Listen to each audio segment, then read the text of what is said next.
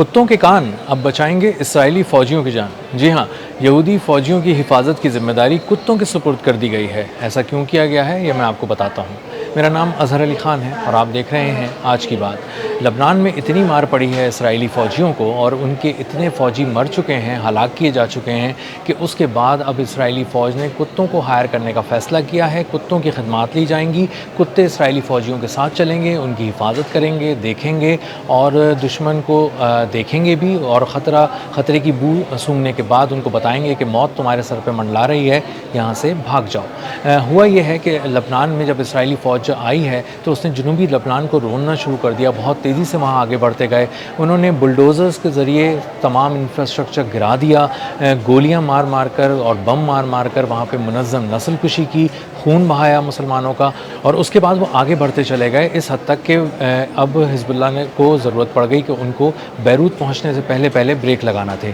तो 2 हफ्ते से हिज़्बुल्लाह ने अपनी स्ट्रैटेजी चेंज की। उन्होंने FPV अबाबील ड्रोन्स के ज़रिए हमला करना शुरू किया। ये $300 के ड्रोन थे जिनमें 7 किलो बारूदी मवाद होता था। ये टैंक शिकन बारूदी मवाद से इसराइली फ़ौजियों को निशाना बनाना शुरू किया गया और उसके बाद हुआ ये कि लाशों के ढेर लग गए और ताबूत तेल अवीव जाना शुरू हुए। जब एक के बाद एक ताबूत इसराइली फ़ौजी जिसमें लेटा हुआ होता था वो तेल अवीव पहुँचना शुरू हुआ तो इसराइल की आर्मी में खलबली मच गई। नेतन्याहू परेशान हो गया। इसराइल का आर्मी चीफ चीख उठा और उसने कहा कि मुझे अब अपने फ़ौजियों को बचाना है। वो मुझसे सवाल कर रहे हैं और पूछ रहे हैं कि हम इतने बेयारो मददगार क्यों हैं, हम तो एक बहुत बड़ी दिफाई ताकत थे, हम तो मिलिट्री पावर थे, हमें एक छोटे से ड्रोन किस तरह आगे निशाना बना रहे हैं और हम इतने बेबस क्यों हैं, हम रोक क्यों नहीं पा रहे। तो उन्हें जवाब मिला कि तुम इसलिए बेबस हो, तुम इसलिए निशाना बन रहे हो। तो उन्हें जवाब ये मिला कि हमारे पास करोड़ों डॉलर के, अरबों डॉलर के मल्टी लेयर डिफेंस सिस्टम हैं, रडार्स हैं, सर्वेलेंस सिस्टम है, दूर तक देखने वाली आंखें हैं,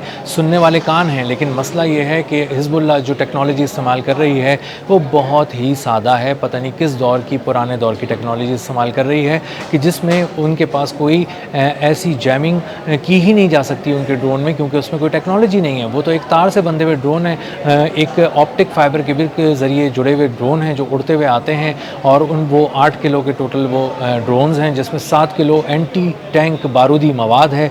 टैंक शिकन बारूदी मवाद जब आगे फटता है तो टैंकों के भी परखचे उड़ जाते हैं और उस बारूदी मवाद से एक एक इसराइली फ़ौजी को निशाना बनाया जा रहा है।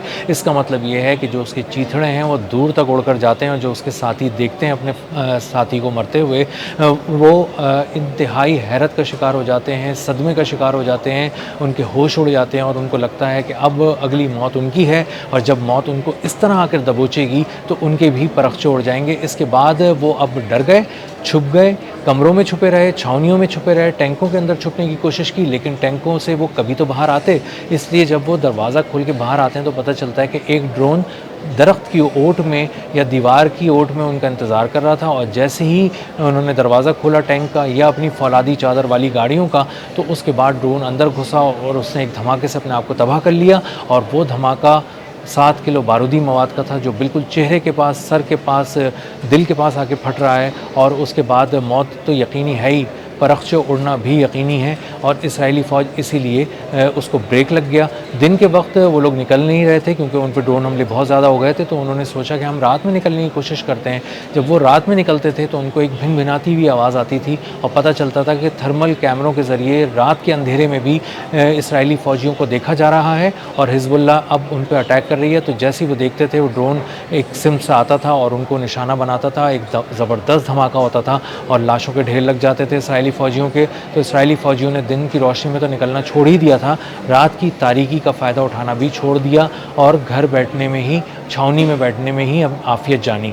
इसी तरह इसराइल के आर्मी चीफ को जब मिलिट्री लॉसेस के अंदर ये बताया गया कि कौन कौन से दिफाई निज़ाम तबाह हो गए, वो फ़हरिस्तें उसने देखनी शुरू की तो उसका होश उड़ गए। मरकावा टैंक्स, $10 मिलियन के टैंक ऐसे उड़ गए जैसे भाप की तरह उड़ा दिए गए, तहलील कर दिए गए हवा में, क्योंकि FPV ड्रोन एंटी टैंक शिकन बारूदी मवाद के साथ उस पर हमलावर होता था, किसी भी जाविये से आ जाता था और टैंक जब तक अपने आप को आगे बढ़ाने की किसी पोजीशन में आता उससे पहले ही उसको दबोच लिया जाता था।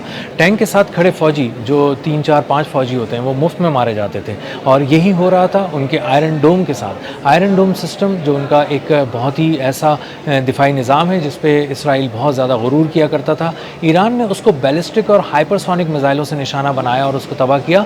लेकिन हिजबुल्लाह ने ईरान से भी आगे जाके टेक्नोलॉजी का मुजाहरा किया और इंतहाई सादा $300 की टेक्नोलॉजी से अबाबील ड्रोन से, FPV ड्रोन से उसको निशाना बनाया और एक के बाद एक आयरन डोम तबाह कर दिया और तकरीबन 5 के करीब अब तक इस लबनान में आयरन डोम तबाह किए जा चुके हैं। और एक आयरन डोम की जो मालियत थी वो $100 मिलियन थी, तो तकरीबन 500-600 मिलियन डॉलर के आयरन डोम सिर्फ तबाह कर दिए गए। उन आयरन डोम को उठाने के लिए जब 8-10 फौजी दोबारा अगले दिन आते हैं उसकी लाश उठाने के लिए आयरन डोम की, तो वो खुद लाश बन जाते हैं। उन पे एक और ड्रोन हमला होता है, वो पहले से ज़्यादा शिद्दत के साथ होता है और उनके परख उड़ा देता है।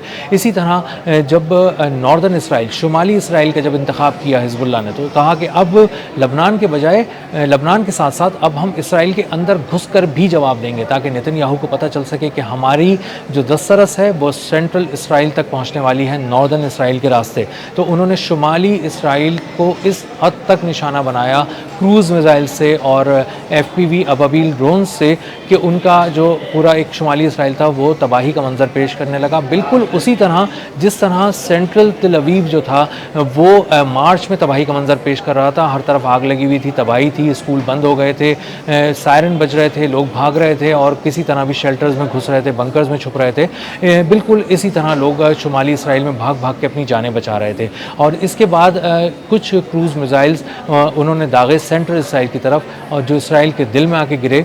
और उसके बाद अंदाज़ा हुआ कि ये तो मिसाइल हमले, अब क्रूज़ मिसाइल के हमले शुरू हो गए हैं और ये सेंट्रल इसराइल तक पहुंच सकते हैं। और जो मिसाइल फायर किए जा रहे हैं उनकी रेंज 1650 किलोमीटर तक है। तो इसका मतलब ये है कि पूरा इसराइल निशाने पर है और हिजबुल्लाह अपनी पसंद के टारगेट्स को निशाना बना रही है, अपने पसंद के वक्त पे निशाना बना रही है। और नेतन्याहू को लबनान से लेकर शुमाली इसराइल और फिर वहाँ से लेकर सेंट्रल इसराइल तक मुसलसल और बड़े बड़े सरप्राइजेज़ मिल रहे हैं। तो इसी के बाद जब मुसलसल हमले बढ़े और FPV अबाबील ड्रोन्स के हमले बढ़े, तो उसके बाद इसराइली फ़ौजियों को अपनी जान की फ़िक्र हो गई और उनको पता चला कि ये तो अबाबील ड्रोन इंसान की हाइट पर उड़ता हुआ आ जाता है, ये तो कोई आसमान से भी उड़ता हुआ नहीं आता। ये 6, 7, 8 फुट की बुलंदी पे मैक्सिमम परवास कर रहा होता है, इतनी लो फ्लाइट लेके आता है तो अपने हदफ को बहुत करीब से देख लेता है, खिड़की से अंदर चला जाता है, दरवाज़ों से अंदर घुस जाता है बिल्डिंग्स में, और उसके बाद सर पर आके जब फटता है तो मौत यकीनी हो जाती है। इसके बाद उन्होंने कहा कि कोई जदीद सिस्टम बना लीजिए ताकि हम बच जाएँ, हम जहन्नुम वासिल ना हों। तो उसके बाद उन्हें कोई और सिस्टम तो समझ में नहीं आया, क्योंकि इतनी सादा तकनीक का जवाब किसी भी और टेक्नोलॉजी के ज़रिए नहीं दिया जा सकता था। तो इसराइल की आर्मी ने कहा कि चलें हम कुत्तों को हायर करते हैं। कुत्ते जो हैं वो अपनी हिस्से, सूंघने की हिस्से, देखने की हिस्से, सुनने की हिस्से, इन जो उसकी हिस्स है इनसे वो देखेगा कि ख़तरा कहाँ मंडला रहा है, मौत कहाँ मंडला रही है और किस तरह और कब आकर यहूदी फ़ौजियों का शिकार करेगी। तो अब इसराइली फ़ौजियों की हिफाजत कुत्ते करेंगे और कुत्ते हायर किए जाएंगे। और अब जो फ़ौजी सरेंडर कराने चले थे ईरान को और लबनान को, उनकी अपनी हिफाजत मशकूक हो गई, ख़तरे में पड़ गई, निशाना बनना शुरू हो गए और अब कुत्ते उनकी हिफाजत किया करेंगे। अब तक के लिए इतना ही, मिलते हैं अगले व्लॉग में किसी नई खबर, नए तज्ज़िये और नए ज़ाविये के साथ। अल्लाह हाफ़िज़।